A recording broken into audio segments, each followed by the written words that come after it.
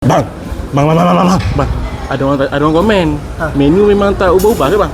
Oh menu, okey macam ni. Kalau macam ni bang, kat sini. Oh salah. Okey, kalau macam menu, saya nak bagi tahu. Weekend ni memang dia ada twist sikit, dia tak sama macam weekday. Dia berbeza. Contoh macam dekat bahagian salad lah, ada macam-macam lagi. Okey.